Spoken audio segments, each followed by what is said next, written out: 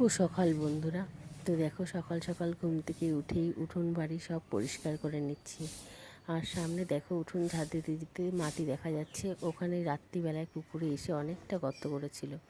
তো যাই হোক, সব কাজবাজ সেরে চলে আসলাম। ঘরে দুটো সাইকেল আছে, সাইকেল দুটোকে আগে বের করে নেব, তারপরে বাদবাকি কাজগুলো সারবো। তো দেখো সাইকেল দুটো বের করাও হয়ে গেল আমার। তো এবার চলে যাব থালা বাসনগুলো মাজতে।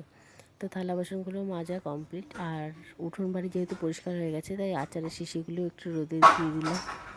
রোদটা লাগলে আচারটা খুব ভালো হবে।